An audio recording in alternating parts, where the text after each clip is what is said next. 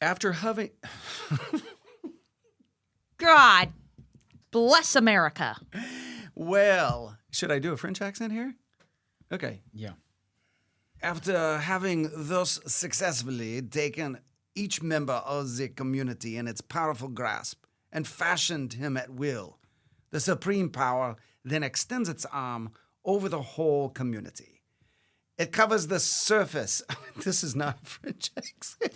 Okay, it started to become German. I don't know what it did, but okay, here's I'm going to finish this de Tocqueville quote because he wrote Democracy in America, and this kind of, in a lot of ways, I think kind of captures a lot of what's going on in America at the time. So he continues and he says this: it covers the surface of society with a network of small, complicated rules, minute and uniform, through which the most original minds and the most energetic characters cannot penetrate to rise above the crowd.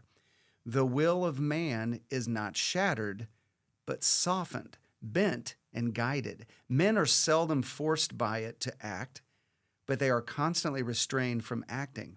Such a power does not destroy, but it prevents existence. It does not tyrannize, but it compresses, enervates, extinguishes, and stupefies a people till each nation is reduced to nothing better than a flock of timid and industrious animals, of which the government is the shepherd. So de Tocqueville writes this.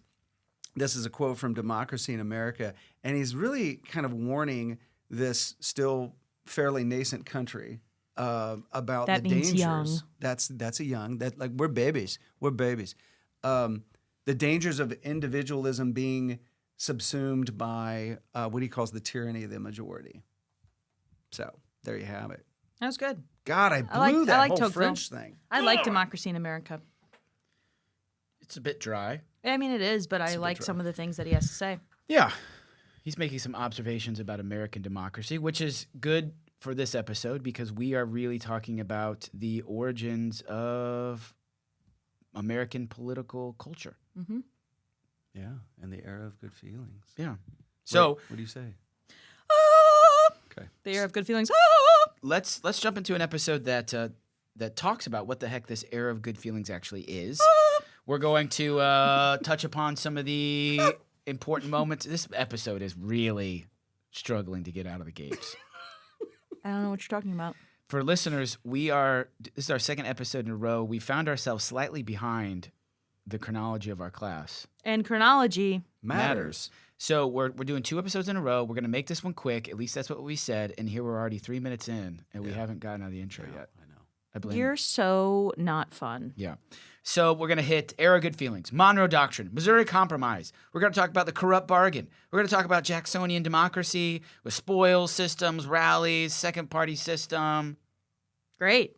Yeah, and it's a story of consensus that does mask conflict that is indeed happening, of expansion that magnifies contradictions, and how leaders and the people reimagined power.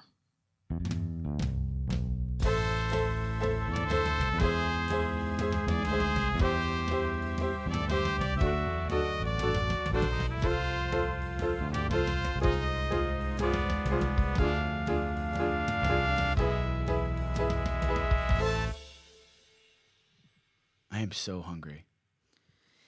You know what? We have a lot to get through, so maybe you should just start talking about what we're here to talk about. That's why I ate a piece of fruit before I came Yeah. down. So. I didn't eat any. I went to lunch. Yeah. At Grassi's, yes, we know. All right, so let's clear something up. The era of good feelings sounds pretty peaceful, but it was really just a one-party domination after the War of 1812. It was led by James Monroe, but sectional tensions are simmering beneath the surface, and foreign policy is going to make some major demands upon the country. Case in point, Florida and the First Seminole War. General Andrew Jackson, who we know famously from the Battle of New Orleans that ended the War of 1812 after the War of 1812 was already over, but never mind that. He is going to cross into Spanish Florida. Spain still controls Florida at this point, chasing Seminole parties and fugitive peoples, he's going to say, and he's going to end up executing 2 British subjects, and he starts, and his troops start occupying posts there. This is a diplomatic nightmare for the United States. On paper, it could have been, right? But John Quincy Adams, son of John Adams, Monroe's Secretary of State, he's going to flip the script. He is going to use Jackson's fait accompli Oh, I love it. Fait accompli. to pressure Spain and control the province or cede it. And the result is going to be the Adams-Onís Treaty of 1819. Spain is going to cede East Florida, and the U.S. assumed up to $5 million in American claims on both sides, settled by boundary disputes. So, in other words, the United States acquires Florida. Yeah. So even in good feelings, the U.S. is flexing muscle, baby, and then papered it with a treaty. It's a nice example of how diplomacy and force intertwined in this age. Meanwhile, revolutions are going to sweep through Spanish America. The U.S. is going to sympathize with Republican movements, but Britain had its own reasons, trade and the balance of power, to really keep European monarchs from restoring Spain's colonies. And in Monroe's 1823 yearly message, he's going to lay down the famous markers that the Western Hemisphere is closed. It is no longer open to new European colonization or settlement. And the U.S. would see any such interference in the future as unfriendly. And in return, the U.S., if we went through with this Monroe Doctrine, the U.S. would avoid European wars. That's the Monroe Doctrine in a nutshell, basically saying, hey, we're the big dog over here now in the Western Hemisphere. Your time of colonizing, it's been going on for hundreds of years, Europe. It is over. Don't even think about it. Right. And an important nuance here is that the Monroe Doctrine declared a principle more than policy backed by might. The U.S. Navy wasn't enforcing oceans alone, but it's a statement of hemispheric sphere of interest, and it's going to matter a lot going forward. Hemispheric sphere of interest. That's you said that both you guys said that really well. That's a tongue twister, and you guys nailed it.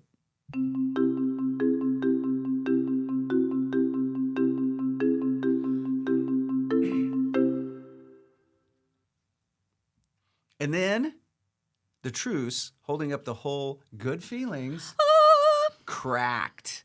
Missouri, way to go, Missouri, applied for statehood with slavery being legal, threatening to tip the delicate sectional balance within the Senate.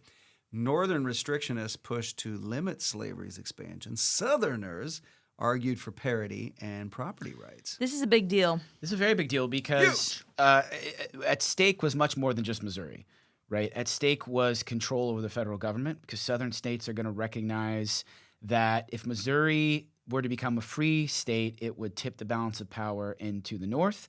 But the South also recognizes that they are losing the House of Representatives. That's inevitable. It's already happening. So they can't lose control of the Senate. And so Missouri represents one of these first testing grounds of how the West is going to be developed. Is the West going to become a vision of freedom, or is it going to become a slaveholder's future destiny? What's going to happen here? And I was talking to a student about this the other day. They're kind of like, why is this such a big deal? I mean, why? I don't understand the power dynamics here. And it's really just these states that have slavery they're all allies to one another. They all want the same thing, and that is for the institution to continue so that they can continue making lots and lots of money. And on the flip side, in the last 20, 30, 40 years of the young United States, there has been a push in northern states to get rid of slavery on moral grounds, ethical grounds. And so when those states are allied together, that's going directly against the economic interests of the South. And so it was a big deal to both sides to have the numbers within Congress to push their agendas forward. Right. And ultimately, the only way that the country moves forward, that Congress moves forward, is with one of these compromises that we're always talking about. Yeah, here's the first of a few. Yeah, many. Well, we can go back, really. Three-Fifths Compromise is the beginning of this story, and the Missouri Compromise is just a continuation of that attempt to kick the question of slavery down the road. So the Missouri Compromise comes in 1820, and basically what happens is Missouri is a slave state, but to balance things out, they're going to basically create Maine out of some Massachusetts territory. And that will leave 12 free states, 12 slave states. If you ever meet anybody from Maine, make sure to let them know that their entire existence is because of the state of Missouri. Yeah. Or Massachusetts. I don't think they'll like either of those. It was one of those states that starts with M. That's all you got to say. Yeah. Now, the other part of this compromise is to decide what's going to happen with the rest of the Louisiana Territory. Missouri's southern border at the line 3630. Everything south of that line will be slave territory, and everything north of it will be free territory. It's important to know we're going to hear a few of these parallels. This is one of the first. This does not go all the way to the Pacific Ocean. Oh, no. This line ends at the end of the Louisiana Territory that we acquired from France. So, we all know we're going to go past the Louisiana Territory line. So just buckle up, everybody. When they drew that line, they kind of naively, innocently maybe even thought, like, look, this is as far as we can go. Spain owns all this other territory, so this should settle the question of slavery for generations. And really, right. In hindsight, we know though. Didn't really do that. But it's like fixing a major problem with duct tape. Yeah. Yeah. Yeah. Handyman or woman's secret weapon, duct tape. Speaking of duct tape, Thomas Jefferson. He invented duct tape. Yeah. He probably That's how he made the did. chair We don't know. swivel. Who knows? Thomas Jefferson, we know, no stranger to contradictions. He saw the warning in all of this. In a letter about this controversy over the Missouri Compromise, he is going to call it, as I mentioned in the past episode, a fire bell in the night, meaning that this is what's really going to set people off. This is going to be the alarm. And it might lead, to the destruction, or as he called it, the knell of the Union. And it's a short quote, but it's a big shiver. Nice. Short quote, big shiver. Even Jefferson feared that the sectional future, feared for the sectional future that the compromise implied.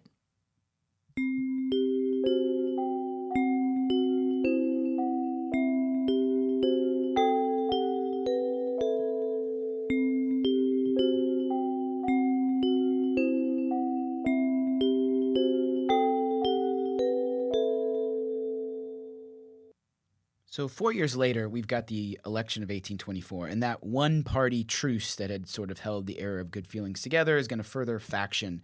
Now, all of these candidates are technically under the umbrella of the Democratic-Republican label, but that's not going to hold for very long. The four heavyweights, we've got Andrew Jackson. Oh, no. Sorry. Wrong one. Say his name again. Andrew Jackson. John Quincy Adams. William H. Crawford. And I was supposed... God, say William H. Crawford again. William H. Crawford. And Henry Clay. I guess you were trying to imply with the crickets that... Okay, the descendants... Who's William Crawford? The descendants of William H. Crawford who are listening to this podcast Maybe Cindy. are going to be... Yeah, exactly. Cindy They're gonna be so Crawford is going to be offended. very Oh, upset. Cindy. Cindy, I am so sorry. Yeah. That's You know a- what? Truly. Life turned out pretty okay for Cindy Crawford. Until so now. we're gonna- Until now. Yeah. Yeah. All right. So what happens this election? So I always like to show my students the numbers on this election. Say, okay, who won? Because if you look at it, Jackson wins the popular vote easily. He wins a plurality of the electoral college votes. So it looks like he's a clear winner. But he doesn't get enough of the electoral college votes. And as a result, the election is thrown to the House of Representatives. And ultimately, thanks to the 12th Amendment, it's going to be John Quincy Adams, thanks to this sort of dirty dog deal. Corruption! Yeah, some people That's would what say they it's said. corrupt. This dirty dog corrupt bargain that is going to see Clay and John Quincy Adams sort of form a secret alliance, like on Survivor when people form alliances. Or They're- Big Brother. Or Big Brother. They're going to form this little alliance. It's going to throw the election to John Quincy Adams. Henry Clay kind of sees himself as lined up as a future president. And that's how this whole thing shakes out. And he's going to start down that pathway, he thinks, as Secretary of State. Yeah. And when this all materializes, Jacksonians are just beside themselves. This is a corrupt bargain. And it's also like, John Quincy Adams, his dad, John Adams, was president, and they're stuck-up New Englanders, and Jackson is this guy from the West, from Tennessee, and so this is proof that these elites who have been running the country for so long, they are corrupt. Yeah. They are. Yeah. Yeah. I think. I was waiting for feedback. So Well, and yeah. What you're really describing, I think, is the beginning of what historians like to call mass politics. Yes. Uh-huh. including the. That's yeah. me. That was me trying to cue you up. Yes. This is the moment when mass politics stops knocking and kicks in the door. Whoa. Wow, well done. Yes, Big and shiver. Jack. What did I say earlier? Big shiver. Big shiver. Something- Small statement. Yeah, big shiver. small statement. Big shiver. So mass politics. Jackson's supporters are going to build this national machine around the grievances from the election of 1824, around governmental legitimacy and personality. Jackson's got a big old personality, and this is really the first modern political presidential campaign that we see. Yeah, it's nasty.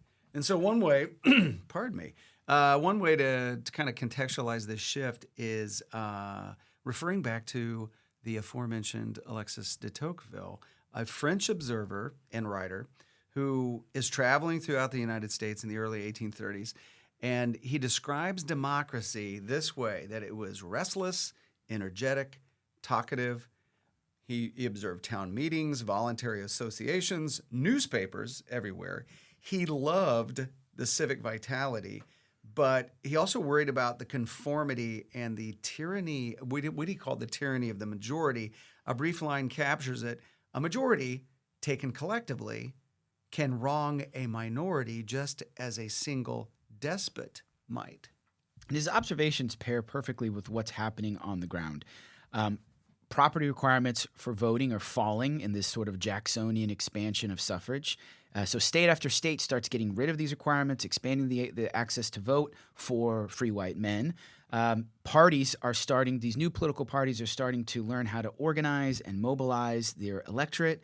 And we have to remember that de Tocqueville was both enamored with some aspects of American democracy, but also very fearful for what it could turn into. And he saw, as example, how democracy excluded many others, such as even free black men in some northern states. Women, of course, de Tocqueville wasn't necessarily concerned with women, but it was still this understanding that American democracy was both inclusive and exclusive at the same time. And it becomes more inclusive in the 1820s for white men. A lot of states who had property qualifications for white men to vote, they dropped those. And that makes a huge difference from the 1824 election all the way to 1828. And that election of 1828, man, it's a bruiser. It is an explosion of political rallies, political clubs, newspapers, songs, dirty politics of name calling and all of these things, rumors spreading.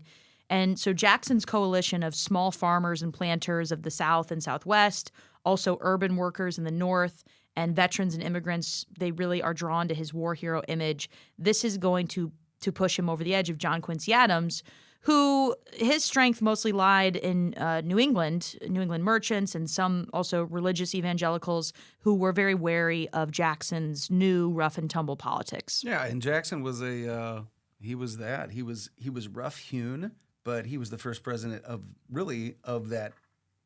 That's the simpler people, if you want to call it. Yeah, And man of the people. And famously, he had so many duels that it was said about him that when he walked, you could hear him rattle because he had all these bullets inside of him from his duels. And he All killed that people lead. in Oh, duels. yeah. Oh, He yeah, liked- he did.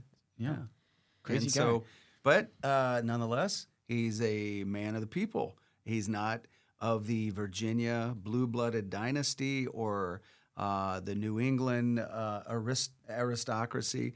In office, he embraced rotation in office, quickly branded by his opponents as the spoils system, arguing that ordinary citizens can serve as well as entrenched bureaucrats and that turnover beat corruption. Critics, of course, saw it as a partisan purging.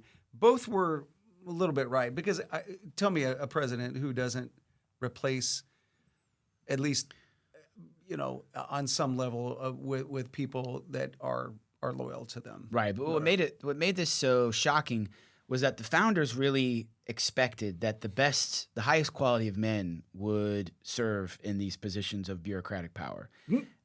And when Jackson basically comes in and says, nope, I'm going to pick my cousin Steve Yeah. back from Tennessee because that's a good dude, and we're going to go ahead and put him in charge of the That's right. Postal Service. That's I made right. that up, but that's essentially Yeah. what he was doing. And he said that would limit corruption. Yeah. This was his justification for it, that when you had this rotation in office, no one would be in their positions long enough for corruption to happen. But of course, his critics are like, no, this is nepotism, and these people aren't even qualified to Yeah. do these jobs. They're just your cousin from back home who once held a barbecue that everybody loved. Yeah. And aren't was we, a good barbecue, isn't though. that really what we're still arguing about today? Of course. Do we need, should a bureaucracy be expansive and include, people who have served for decades and really understand the system, or would we be better served, quote unquote, draining the swamp and getting new people in there with fresh perspectives? I think there's arguments for both sides, but it clearly goes all the way back to Jackson. Y'all, the problem is DC really is a swamp. Literally. It is. Yeah. It is a Literally literal is- swamp. it They is a they swamp. could not have picked a more swampy place. Less been- hospitable. I'll I tell don't you know what. why I had to say y'all for that. Yeah. You know, Y'all. you know what they Yeah. sometimes call Southeast Missouri? Swamp East Missouri, because it's so swampy down there. Wow. Yeah, hot in the summer. All right, so anyways, this is the birth of what we know as the second party system. Jackson is going to basically crystallize his ideas and his alliances into what we call the Democratic Party. Its goal is to limit federal government in some ways, in other ways not so much, have a suspicion of economic elites, celebrate common white male voters. Its opponents are going to organize as the Natural Republicans, but really they'll be better known as the Whigs. The Whigs. The Whigs, whose argument's going to be to use government to improve the system of trade and markets in the United States, expand the role of the national bank, and have a much more active federal state. And Jacksonian politics, it's going to be a perfection of modern campaigning, as we kind of mentioned earlier. The second party system happens because these parties are going to organize newspapers that are literally affiliated with these parties. And that started with the Federalists and the Democratic Republicans, but it's going to get even more legitimized here. National conventions for these parties, for nominations, door-to-door canvassing, uniform messaging. The point wasn't just to win, but it was to keep winning constantly by keeping voters engaged. And that's this engine of the second party system: mobilization, loyalty, and clear contrasts of these parties. And people, when they were engaged in this, the more spectacular that process, the better. Hickory polls, barbecues, songs. If the 1790s felt like politics by pamphlet, the 1830s would feel like politics by parade. And I think it's important to note how Jackson created a cult of personality. Definitely. And it was all really based on his victory in the Battle of New Orleans. And I would be remiss if I didn't no. point out that in hometown? 1814, after the Battle of New Orleans occurred, news spread up the Mississippi River. And at that exact moment, there was a small town in southeast Missouri. And that town was considering changing its name from Bird Township to something else, something a little grander to try to draw attention to its growth. And they decided to name that town Jackson. The first town named after Andrew Jackson, United States, is in Jackson, Missouri. So there you go. That's so cool. Yeah. Hey, and Independence, where I hail from, is in Jackson County. Yeah. How about that? That's Just pointing so cool. All right. So, great episode, everybody. Yeah. Some big Great takeaways. episode. We've got Monroe projecting calm at home, but confidence abroad. And that's how the whole deal with Florida pans out. Panhandle. That That was unintentional, but pretty Let's good. go. Let's go. Latin America has some revolutions, so we have the Monroe Doctrine to kind of show our new ambitions as a republic.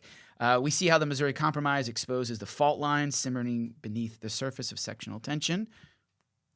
Yes, and then we followed the political transformation that we were just discussing, the splintering of a one-party era into factional rivalry.